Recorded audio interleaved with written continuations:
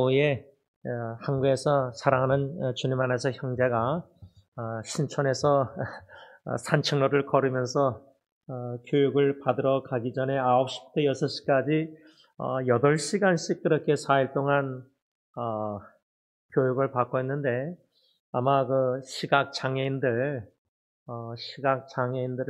돕는 도우미 그 일을 하고자 아마 이젠 그 교육을 받고 있는 것 같습니다. 그 형제가 전화 와서 이런저런 마음을 나눌 때에 제가 오늘은 또 무엇을 느꼈냐면 전적으로 제가 공감하고 동의하는 게 뭐냐면 우리 각자가 가정의 이 부부관계가 참 화목하고 편안해야지 마음이 편하지 이젠 이혼 수속을 밟는 과정에 이 마음이 너무 무겁고 괴로운 겁니다.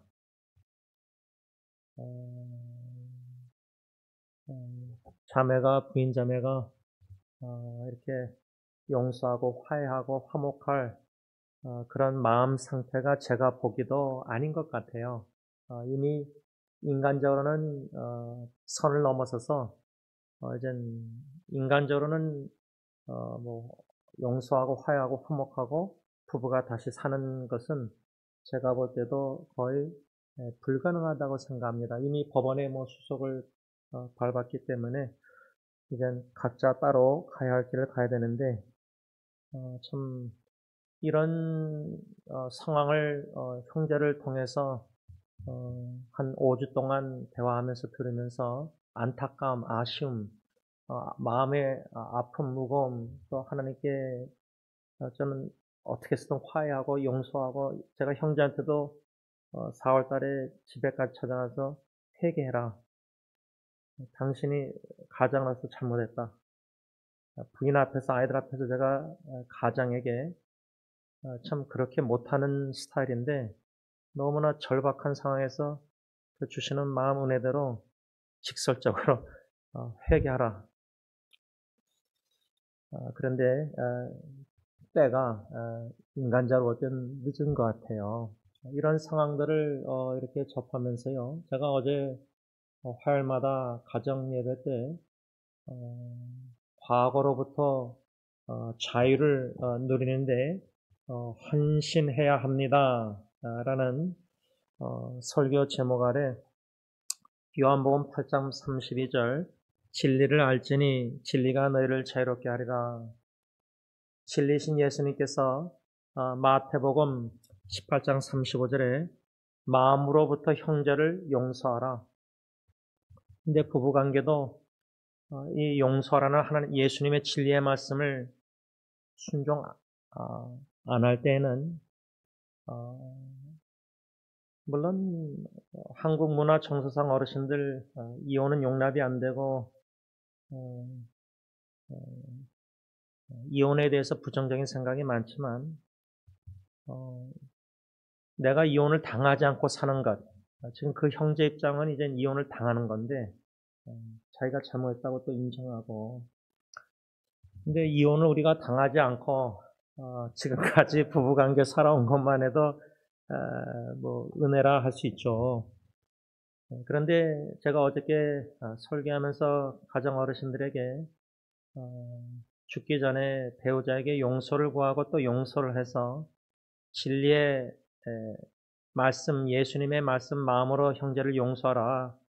아내들이여 남편을 용서하고 마음으로 남편들이여 아내를 마음으로 용서해서 죽기 전에 서로 용서를 구하고 용서를 하는 그러한 삶을 살도록 그저 하나님의 말씀을 전했습니다.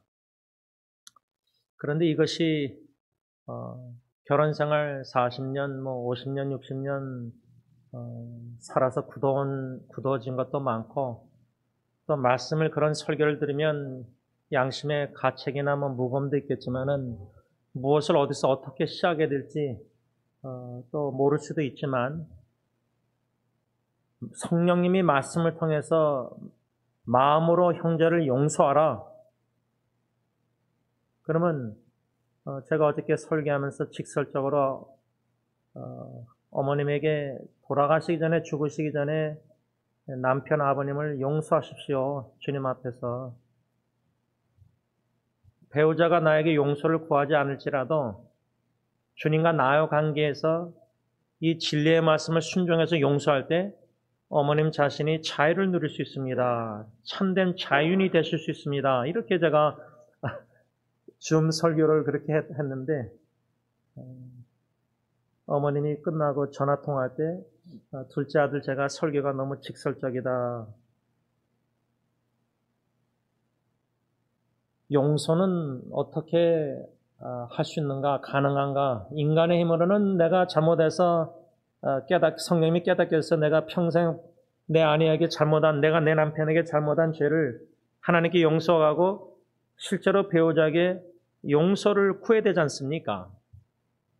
그리고 용서를 구할 때 상대방 배우자는 예수님이 나를 용서했듯이 내가 마음으로 내 배우자를 용서해야지 그 부부가 분쟁의 위기나 이혼의 위기나 여러 가지 갈등의 위기에서 주님 안에서 서로 용서하고 화해하고 화목하고 참된 개혁과 부흥과 일치와 화합을 이루어 나갈 수 있는데, 이 말씀 원리를 알면서도 그 첫째 필요성을 못 느낀다면 그 심각한 겁니다.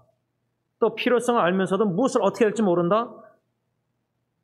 용서를 구하면 됩니다. 마음에서 진짜 잘못한 걸 알면은 배우자에게 진심으로 용서를 구해야 됩니다. 근데 이것이 어떻게 가능하냐 할 때 제가 창세기 50장 20절 말씀이 생각나는데, 우리가 알다시피 창세기 39장부터 요셉의 이야기가 나옵니다. 그런데 50장 가서 요셉의 형들이 아버지 야곱이 죽은 후에 장사 다 치른 후에 이 요셉 동생이 복수할까 봐 두려워했습니다. 그러니까 아버지가 죽고 나니까 형제들이 이제 갈등이 심화되고 뭐 복수하고 권력이 뭐 요셉이 총리니까 애국 또 두려워하고, 형들은 가정 식구 자녀들끼리 일치와 화목과 화합이 아니라 뭐 형들이 10명 형들이 요셉을 미워하고 뭐 대화하기도 불편해하고 뭐 꿈을 2번 꾸고 뭐 절한다 그러니까 뭐 아버지 야곱이 요셉을 편애하니까, 그러니까 형들은 이제 요셉을 구덩이 파고 뭐 죽이려고 하고 구덩이 파고 나중에 팔잖아요, 노예를. 그렇죠? 상인에게. 그러면 50장 와서 아버지가 죽었으면 인간적으로 요셉의 입장에서는 복수할 수가 있었습니다. 용서 마음으로 안 하고 형들을 다 죽여버릴 수 있었습니다. 그런 권력, 힘이 있었습니다. 능력이.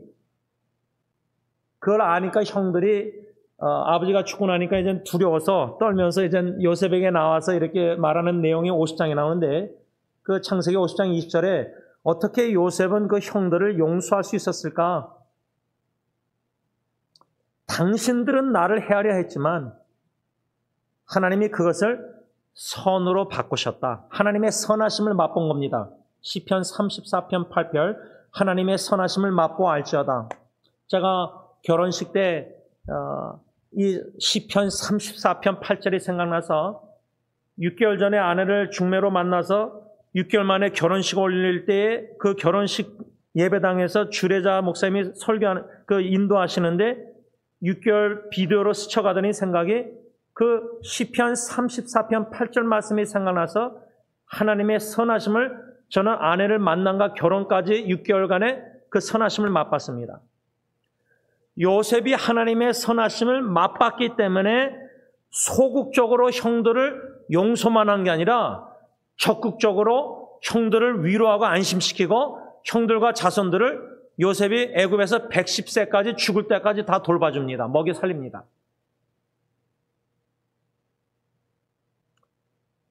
부부의 갈등의 위기에 분쟁에 마음으로부터 용서하라는 형제를, 부부를 용서하라는 이 서로 용서하라는 하나님의 말씀을 가정의 부부관계에 적용할 때 내가 하나님의 선하심을 맛보면요, 선하신 하나님의 뜻대로 마음으로 내 남편을, 내 아내를 용서할 수 있습니다.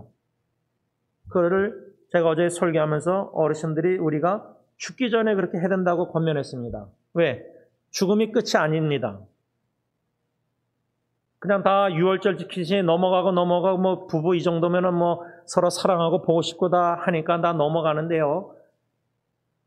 부부 갈등 속에서 아직도 똑같은 말들이 되풀이 나오는 거는 그만큼 그때 그 서운한 상처가 아직 있는 거예요. 거기서부터 쇠사슬의 죄의 쇠사슬, 상처의 쇠사슬 이런 거를 용서하지 않는 쇠사슬을 진리의 말씀으로 용서해서 거기서 끊어야 되거든요. 그래서 자유를 누려야 되거든요. 예수의 보혈로 죄에서 자유를 누리듯이 예수님의 마음으로 말씀으로 진리로 서로 용서함으로 자유롭게 돼야 된다는 거예요. 그런 진정한 자유인 아빠, 엄마가 죽기 전에 안 되면요. 죽고 나서도 자녀들이 부모에게 받은 안 좋은 갈등, 싸움, 다툼, 분쟁 모든 거를 오해하고 복을 느끼면서 오해한 번도 많죠. 오해하는 것도 많아요, 자녀들이. 부부관계 부모님 모르니까. 그러나 적어도 그런 상처나 그런 건요.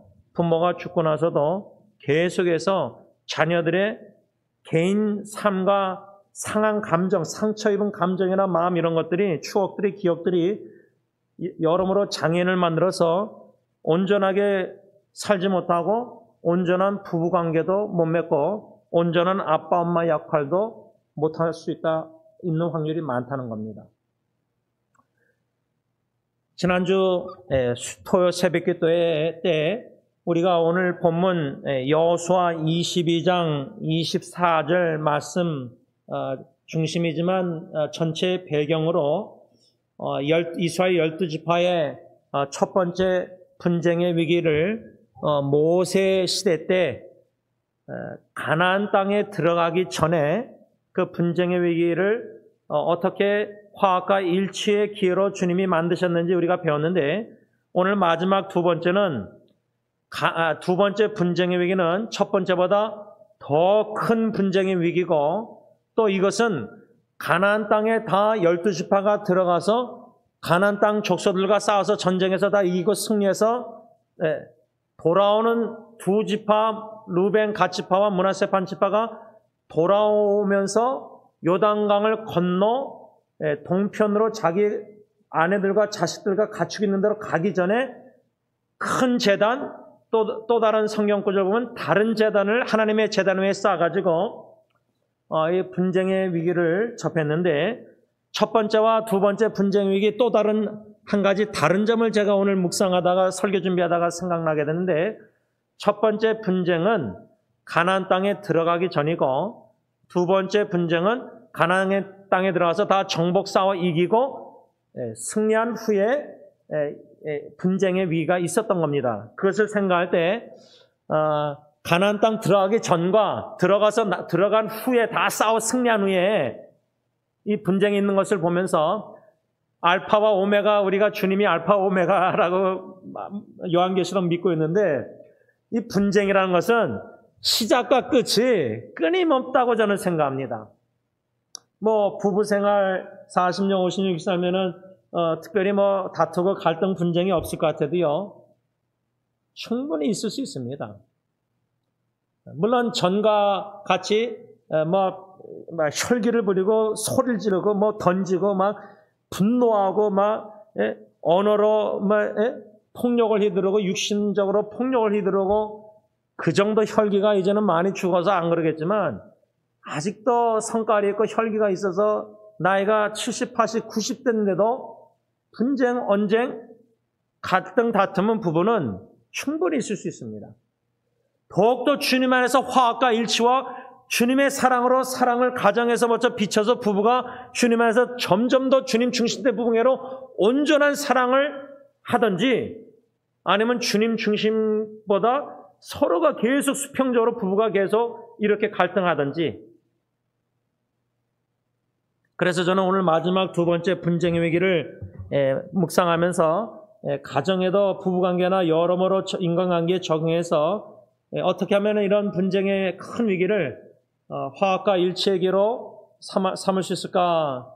그리고요 오늘 아침에 묵상한 말씀 마태복음에 바로 그때 현대인의 성경 바로 그 순간에 이렇게 두 번 나오는데 12년째 혈류증 앓은 여인이 예수님의 옷자락을 붙잡는 바로 그때, 그리고 예수님이 뒤돌아서 바로 그 순간에 너의 믿음이, 이 말씀을 제가 오늘 아침에 묵상해서 짧은 글을 써서 나눴는데, 이 부부 분쟁의 이 갈등 위기도요, 타이밍 때를 놓치면은 이혼하면 이제 늦습니다.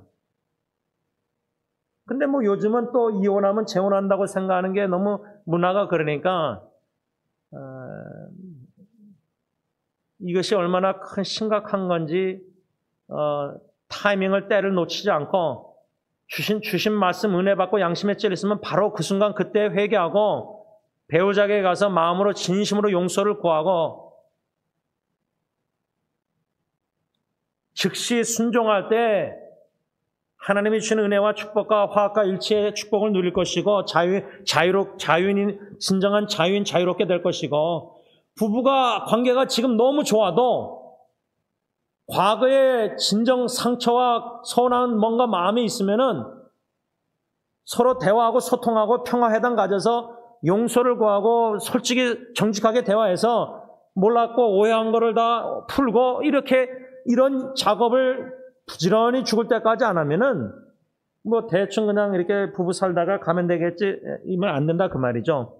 이 마지막 두 번째 분쟁 위기는 우리가 이미 짧게 묵상했지만 오늘 본문 문맥에 여호수아 22장 16절에서 20절까지 보시면은 이 비느하스와 그 각 지파 10명의 대표들이 다시 말하면 요단강 서쪽의 가나안 땅을 유업으로 받은 9개 지파와 므낫세 반지파, 그러니까 므낫세 반지파에도 지도자 한 명이 나오고 대표, 나머지 9지파에서도 대표 나오면 몇 명이죠? 10명이잖아요. 그 10명 대표들과 그 10명 대표를 대표하는 비느하스, 여러분들 그 비느하스 제사장 엘리아스 아들 비느하스, 유명한 비느하스 알잖아요. 하나님의 열심으로 그 비느하스와 10명 대표들이 이 루벤과 갓지파와 므낫세 반지파 대표들을 만나서요, 비느하스가 먼저 말을 합니다. 그 말씀이 오늘 여호수아 22장 16절에서 20절까지 말씀입니다. 제가 읽습니다. 여호와의 온 회중이 말하기를 너희가, 여기서 너희가는 루벤 갓지파 므낫세 반지파 요단강 동편의 그 지파들인데 너희가 어찌하여 이스라엘 하나님께 범죄하여 오늘 여호와를 따르는 데서 돌아서서 너희를 위하여 제단을 쌓아 너희가 오늘 여호와께 거역하고자 하느냐. 부월의 죄악으로 말미암아 여호와의 회중에 재앙이 내렸으나 오늘까지 우리가 그 죄에서 정결함을 받지 못하였거늘 그 죄악이 우리에게 부족하여서 오늘 너희가 돌이켜 여호와를 따르지 아니하려고 하느냐. 너희가 오늘 여호와를 배역하면 내일은 그가 이스라엘 온 회중에게 진노하시리라. 그런데 너희의 소유지가 만일 깨끗하지 아니하거든 여호와의 성막이 있는 여호와의 소유지로 건너와 우리 중에서 소유지를 나누어 가질 것이니라. 오직 우리 하나님 여호와의 제단 외에 다른 제단을 쌓음으로 여호와를 거역하지 말며 우리에게도 거역하지 말라. 세라의 아들 아간이 온전히 바친 물건에 대하여 범죄함으로 이스라엘 온 회중이 진노에 임하지 아니하였느냐. 그의 죄악으로 멸망한 자가 그 한 사람만이 아니었느니라 하니라. 이 말씀의 내용을 간략하게 요약하자면요, 이 9개 반지파 10명과 비느하스 대표단이 요단강 서쪽에서 다 가나안 땅 정복하고 두 지파 반지파가 가면서 동쪽으로 요단강 가면서 큰 제단, 다른 제단을 쌓은 것을 알고 군대를 조직해서 실로해서 이 두 지파 반지파 동족하고 싸우려고 그랬어요. 전쟁하려고 그랬어요.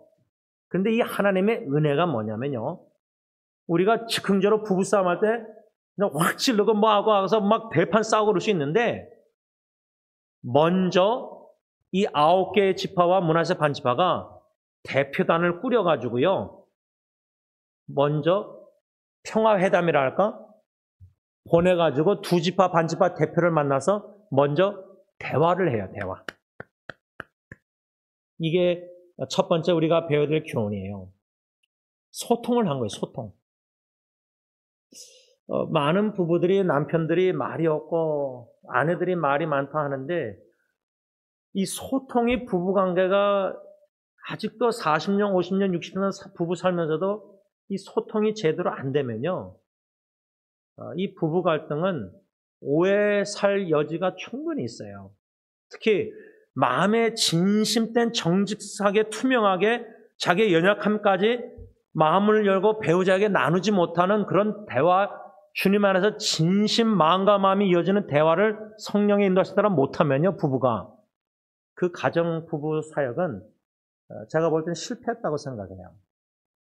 온전한 부부라고 생각 안 해요, 전혀. 아직도 깨지고 부서지고 회개하고 배우고 변화돼서 그런데 부부가 싸우지 않고 그 정도면 잘 지낸다고 생각하는 거는 그냥 남편은 남편대로 아내는 아내대로 서로 봐주면서 사는 거지 온전히 주님 안에서 성장하는 부부가 아니에요. 그런 소통 대화도 진심으로 마음을 나눠서 서로 공감과 체유를 못하는데 따로따로 그냥 사는 거죠. 부부가 한 지붕 안에서. 그런데 이 비느하스와 10명의 대표단이 가서 이 두 지파 반지파 지도자들 대표들과 만나서 먼저 대화를 했을 때에 이 비느하스가 이 10명 대표들이 16절에서 20절 이렇게 말했을 때 여기서 제일 중요한 건 뭐냐면 당신들 두 지파 반지파가 하나님의 제단 외에 어떻게 다른 큰 제단을 세웠느냐. 이거는 하나님을 거역하는 거다. 이거는 하나님을 따르지 않는 거다. 책망했어요.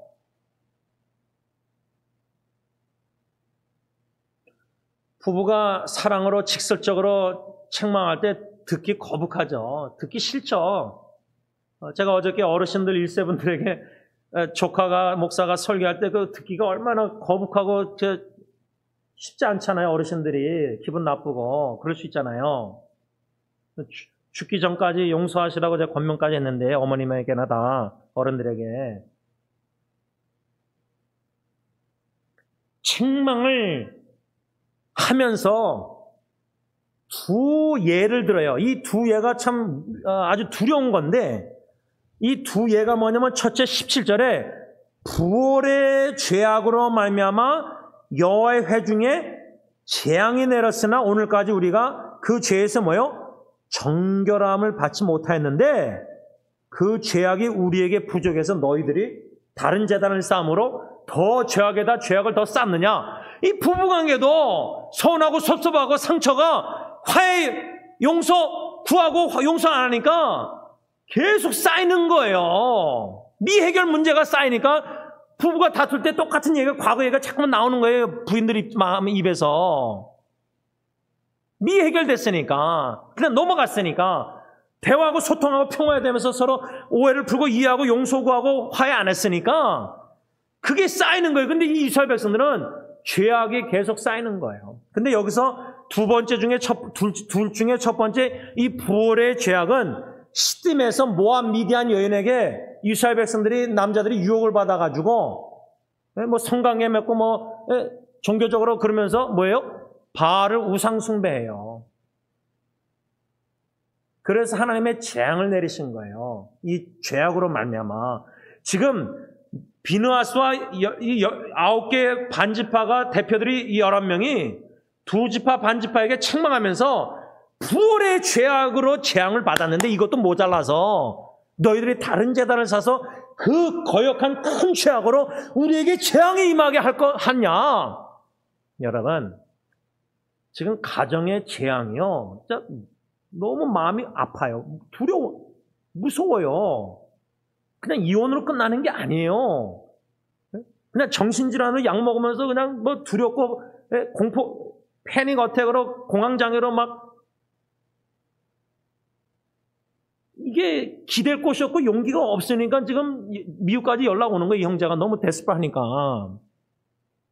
가까운 사람들은 뭐 과거를 잊고 뭐 새로운 출발하고 뭐 빌라 구하고 근데 그 공황장애 있으면 빌라 구하는데도 이웃이 어떤 남자가 어떤 누가 있는지 두려운 거예요. 그러니까 이 부부 재앙, 갈등이, 이혼이 얼마나 정신적으로, 감정적으로 사람을 얼마나 연약하게 만드는지. 그러나 연약하면 기회입니다. 우리 배웠잖아요. 약할 때 우리의 신앙은 교계가 커져가지고 뭐 다 모여가지고 뭐 동성애 어쩌고 합법화 막 이렇게 16세기 교회 개혁은 사회에 대한 그게 아니라 교회가 부패했기 때문에 회개하라는 개혁이지. 교회가 뭐 세력 자랑합니까? 광화문에 모여서 예를 들자면 저는 그것 좀 동의 안 해요. 이런 일들을 우리가 지금 보면서 사회에서나 가정이나 교회나 분쟁이나 여러 가지 일들을 보면서 썩어져가는 모습들을 보면서 부활의 죄악으로도 그 하나님께 받은 재앙으로 모자르냐? 우리 교회가 정신 차려야 되는데, 목회자 가정도 지금 직분자 가정들도 부모가 다 정신 차려야 되는데, 자식 구성들 생각할 때 자녀에게만 안 좋은 영향 끼치는 게 아니라 자녀들이 그렇게 감정 상처다 장애인이니까 자녀들도 그렇게 양육하니까 보고 배운 대로 하니까 또 역반으로 또 안 하려고 하지만 나도 모르게 그게 나오거든요. 그게 다 영향을 안 좋은 걸 끼치는 거예요. 선한 영향을 끼치고 가정에서 복음의 영향을 끼쳐야 되는데 사랑의 영향력. 이 부활의 죄악뿐만 아니라 두 번째 한 가지 더 언급하는데 20절 보면은 세라의 아들 아간이 온전히 바친 물건에 대하여 범죄함으로 이스라엘 온 회중에 진노가 임하지 않았느냐? 그의 아간의 죄악으로 멸망한 자가 그 한 사람만이 아니었느니라. 그러니까 비느하스와 이 10명의 대표단이 두 지파 반 지파가 다른 재단, 큰 재단을 하나님 재단 위에 쌓았다는 걸 알고 왜 군대 전쟁까지 치르려면 이 하나님을 너무 두려워한 거예요. 부올이나 아간의 죄로 우리에게 임할 재앙이 엄청나게 두려웠던 거예요.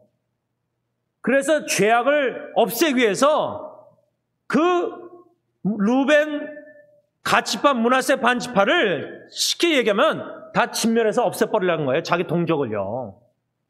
자기 동족을. 여러분 가정에서 암세포가 번질 때 암을 잘라버려야 되는데 그 암세포가 내 자녀라. 내 자녀가 죄를 범하면서 하나님께 회개 안 하고 공동체 책임의 교회도 한 사람의 죄로 교회 전체 영향을 끼치듯이 가정에도 아빠가 남편이 잘못할 때 온 가정에 암세포 존재가 돼서 악령을 끼울 때 잘라내야 되는데 그러면 아내와 자녀들이 어떻게 하죠? 이혼하잖아요. 남편하고 아빠하고 안 살고 엄마나 살잖아요.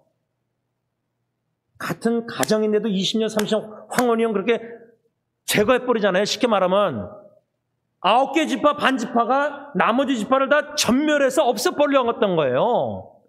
그 정도로 부올의 아간의 죄로 하나님의 진노와 멸망당한 이스라엘 백성 생각할 때 이 비느하스와 나머지 지파들은 비느하스가 하나님의 열심으로 그 말씀 알잖아요. 지금 이 비느하스가 10대표들과 함께 두 지파 반 지파에게 이 말하는 내용이 이게 쉬운 그냥 책망과 그냥 가볍게 얘기한 게 아니거든요. 두 사건을 얘기하는 거 보면은 그때의 중요한 거는 이 두 지파와 므낫세 반 지파가 다 얘기를 듣고 뭐라고 답변을 하느냐. 여기에 이제 대답이 있는데 여호수아 22장 22절 21절부터 제가 읽겠습니다. 21절부터 읽습니다.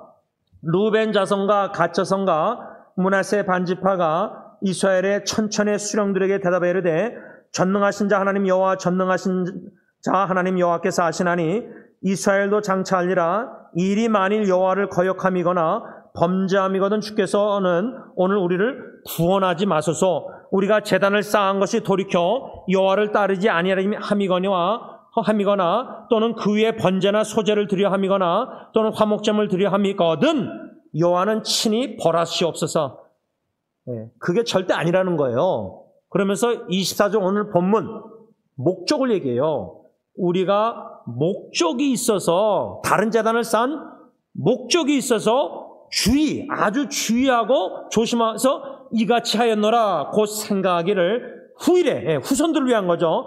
후일에 너희 9개 반지파 자손이 우리 2지파 반조선에게 말하여 자손에게 말하여 이르기를 너희가 이스라엘 하나님 여호와와 무슨 상관이 있느냐? 너희 루벤 자손 갇혀서나 여호와께서 우리와 너희 사이에 요단으로 경계를 삼으셨나니 너희는 여호와께 받을 분깃이 없느니라 하여 너희의 자손이 우리 자손에게 여호와를 경외하기를 그치게 할까 하여.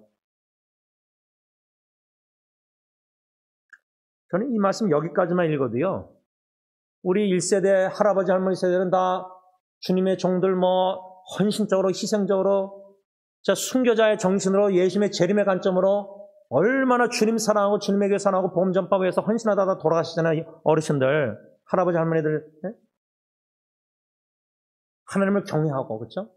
근데 그 다음 세대, 저희 후손 세대 4대, 저희가 이제 4대째 크리스찬인데 딜런까지 하면 5대세인데 예를 들면 지나오면서 저는 잘 모르지만 제 아버님이나 어르신들 세대 볼 때 그분들의 부모님이나 할아버지 하면 얼마나 일제시대 때 헌신하고 막 죽음 당할 뻔하고 핍박당하고 감옥까지 갇히고 막 그랬잖아요. 제 외손자 할머니는.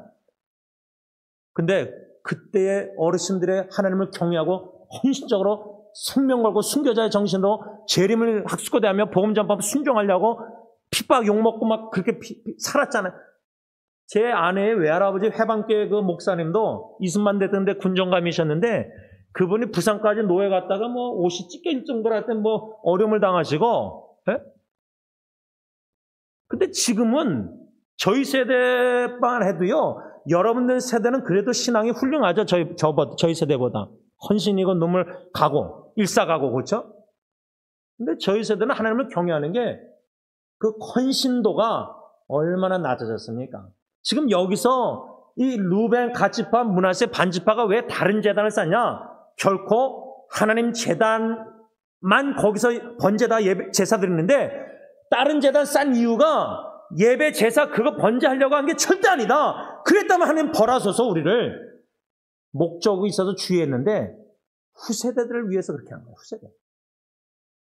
왜냐하면 요단강을 경계선으로 서쪽에 9개의 므낫세 반지파는 약속의 땅에 다 땅을 기업으로 받았는데 이 2지파 반지파는 가나안 땅 약속의 땅에 들어가지 않고 동쪽에 가축 기르기 좋으니까 거기 남아있겠다고 그래서 다 싸워서 오면서 허락받았잖아요. 모세에게. 여호수아 때 받았잖아요. 근데 왜 다른 재단을 동쪽으로 쌓지 않고 자기들 후손들이 사는 아내와 처자식 약속의 땅 요단강 서편 경계선 거기 근처에다 다른 제사냐? 번제 그게 아니라 우리 후손들, 너희들 후손들, 우리가 다 1세대 죽을 거 아니에요. 그럼 너희 자손들이 우리 자손들에게 너희들이 우리와 무슨 분기 상관이 있느냐? 네?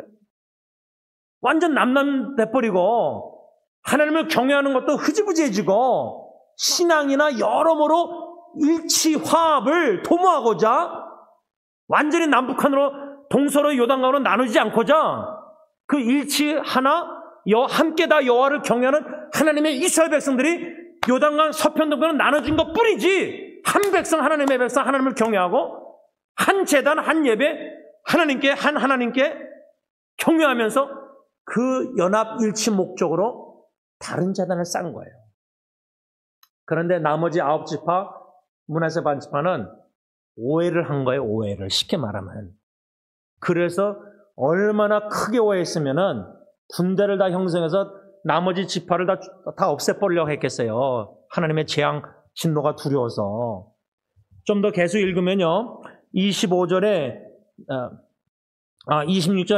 우리가 말하기를 우리는 이제 한 제단 쌓기를 준비하자 했노니 이는 번제를 위함도 아니요 다른 제사 위함도 아니요. 또 얘기하잖아요. 예배 번제 제사가 아니라 27절 우리가 여호와 앞에서 우리의 번제와 우리의 다른 제사와 우리의 화목제로 섬기는 것을 우리와 너희 사이와 우리의 후대 사이에 증거가 되게 할 뿐으로써 너희 자손들이 후일에 우리 자손들에게 이르기를 너희는 여호와께 받을 분깃이 없다 하지 못하게 하랍니다. 그렇죠? 그 다음에 28절에 우리가 말하거니와 만일 그들이 후일에 우리에게나 우리 후대에게 이같이 말하면 우리가 말하기를 우리 조상이 지은 여호와의 제단 모형을 보라. 이는 번제를 위한 것도 아니요 다른 제사를 위한 것도 아니라 오직 우리와 너희 사이에 증거만 되게 할 뿐이라. 마지막으로 29절, 우리가 번제나 소제나 다른 제사를 위하여 우리 하나님 여호와의 성막 앞에 있는 제단 외에 제단을 쌓음으로 여호와를 거역하고 오늘 여호와를 따르는 데에서 돌아서려는 것은 결단코 아니라. 지금 3번이나 왜 이 다른 제단을 쌓느냐? 번제 제사 드리려는 게 아니다. 하나님을 거역하고 하나님을 따르지 않으려고 하는 게 아니다. 그런 목적이 절대 아니다. 결단코 아니다. 3번이나 얘기합니다. 다른 제사 다른 그게 아니다. 증거라는 단어를 2번 얘기해요. 그 제단이 요단강 서편과 동편의 후손들에게 증거로 삼고자 제단을 쌓았는데, 이것을 설명을 다 듣고 30절에 제사장 비느하스와 그와 함께한 회중의 지도자들 10명 지도자들이 곧 이스라엘 천천의 수령들이 루벤 자손과 갓 자손 므낫세 자손 말을 듣고 뭐요? 좋게 여긴지라 하면서 결국은 비느하스 제사장과 10명의 대표단 지도자들이 서쪽으로 자기 9개 반지파 므낫세 반지파 돌아와서 다 보고를 합니다. 그랬을 때 그 보고를 듣고 만족하게 여기며 하나님을 찬양하고 2지파 루벤 갓지파 므낫세 반지파를 치러 가자는 말을 2번 다시 입 밖에 내지 않았다. 33절 현대내 성경 말씀을 맺고자 합니다. 이 2번째 분쟁의 위기 여호수아 시대 때에 가나안 땅을 다 약속의 땅 하나님의 은혜로 약속대로 성실하게 신실하게 성취하셔서 다 정복해서 다 이기고 이제 나머지 루벤 갓지파 므낫세 반지파 모세에게 약속한 대로 다 쌓았으니까 책임을 수행했으니까 모세가 허락한 그 땅으로 동편의 거주지로 돌아오면서 큰 제단 다른 제단을 쌓은 거, 이것이 얼마나 큰 오해를 불러일으켜서 9개 지파 므낫세 반지파가 군대를 모아서 그 2지파 반지파 동족을 치려고 했습니다. 근데 먼저 제사장 비느하스와 10명 대표단을 보내서 이렇게 쉽게 말하면 평화회담을 해서 소통을 해서 말하고 책망하고 부올의 죄악이나 아간의 죄악, 하나님의 진노, 재앙, 두려움, 그때 2지파 반지파가 절대 결단코 우린 다른 제사, 번제, 제단 그게 아니다. 목적이 있어서 주의해서 한 거다. 후손들을 위해서 그렇게 한 거예요. 증거로. 후손들의 연합과 하나님을 경외하고 한 이스라엘 한 백성. 왜냐하면 요단강 경계선은 나눠졌으니까 동쪽 서쪽. 그러나 우리는 한 하나님, 하나님의 한 백성, 한 제단에서 하나님을 예배하고 섬기고 제사 번제 드리고 증거로 삼고자 후손들을 위해서 그리했다는 겁니다. 바라기는 이러한 분쟁의 위기를 제사장 비느하스와 10명의 대표단들이 가서 소통해서 평화회담에서 오해를 풀고 만족하고 좋게 여기고 더 이상 이제 치러 가자는 말 절대 입 밖에 내지 않고 약속의 땅 가나안 땅에 있는 9개 지파와 므낫세 반지파, 요단강 동편에 있는 2지파와 반지파 므낫세 반지파, 한 12지파 한 이스라엘 백성들, 한 하나님께 한 제단에서 하나님을 경외하고 제사를 드렸다는 겁니다. 바라기는 우리 온 교우 식구들의 각 육신의 가정들, 부부뿐만 아니라 여러분들의 자녀들뿐만 아니라 이제 자녀들의 결혼과 자녀들의 후손들을 또 대대후손 우리가 죽고 나서도 예수님 재림까지 태어날 후손들을 생각할 때 그들에게 남길 증거가 뭐가 있는가? 원치 않게 우리의 연약한 죄악 속에서 부부 갈등 속에서 자녀들에게 입은 모든 상처와 안 좋은 추억들, 그래서 부부가 서로 마음으로 용서할 뿐만 아니라 또 평화회담에서 소통해서 정직하게 투명하게 오해할 거 다 풀고 이해하고 사과하고 다 용서하고 화해해서 화목하고 일치의 기회로 삼아서 죽기 전에 우리 자녀들에게 부모가 용서를 구해야 됩니다. 부모가 자녀에게 용서를 구해야 됩니다. 그런 자세로 자녀에게 혹시 엄마 아빠에게 너가 원망이나 쓰라림이나 잘못한 거 있으면 얘기해달라. 용서를 구해야 됩니다. 그래서 우리 자녀들도 마음으로 엄마 아빠를 진심으로 성령의 인도하심 따라 용서해서 자유인이 되어야 됩니다. 자유롭게 되어야 됩니다. 더 이상 부모 때문에 과거에 부모에 싸우고 다투고 이혼하고 여러 가지 상처들로 자녀들이 감정의 상처나 장애인이 돼서 지금 온전하게 개인생활, 부부생활, 자녀 양육 다 못합니다. 이거 쉽게 생각하면 안 됩니다. 이게 참 저는 여러 상담하면서 많은 파장을 지금도 보고 있습니다. 그래서 4월달에 그 부부의 자녀까지 제가 다 집에까지 가서 만나고 그 딸도 엄마도 따로 만난 겁니다. 분쟁의 위기 기회를 화합과 일치의 기회로 삼는 지혜가, 은혜가 저와 여러분들에 있기를 바랍니다. 기도하겠습니다. 사랑의 주님, 분쟁이 끊이지 않습니다. 전쟁이 끊이지 않는 것처럼 분쟁도 끊이지 않고 갈등도, 다툼도, 싸움도, 언쟁도 끊이지 않습니다. 이런 일들이 제일 가까운 예루살렘과 같은 우리 가정에 일어나고 있습니다. 부부 갈등, 이 정도면 되겠지 하고 생각하는, 착각하는 어른들이 많습니다. 아직도 자기 주제를, 자신을 모릅니다. 말씀을 들으면서도 우리가 양심의 가책과 찔린가, 나 자신을 깊이 성찰해서 내가 내 아내에게, 내 남편에게 무엇을 잘못했는지 양심이 하나님 앞에서 회개했다면 배우자에게도 용서를 구해야 되는데 우리는 머뭇머뭇 망설이고 하지 못하고 있습니다. 안 하고 있습니다. 하나님의 은혜가 없이는 불가능하지만 요셉처럼 하나님의 선하심을 맛보고 싶습니다. 그 하나님의 선하심을 맛볼 때 하나님의 선하신 뜻대로 마음으로 배우자를 진심으로 용서하고 또 용서를 구해서 화해하고 화목해서 화합과 일치의 부부 관계를 남은 인생 살게 하시고 그런 모습을 자녀들이 남은 인생 보고 자라나서 보면서 안 좋은 추억들을 다 지워주시고 선한 추억, 부모의 선한 부부관계 추억을 자녀들의 마음에 신비에 적어주시고 그러므로 그들도 자유인이 되어서 그들이 결혼해서 부부관계나 또 자녀 양육할 때 예수 그리스도의 선한 영향을 끼쳐서 그리스도의 증거가 계속 신비의 마음판에 가정에 교회에 깊이 내려앉을 수 있도록 축복하여 주시옵소서. 예수님의 이름으로 간절히 기도를 올리옵나이다. 아멘.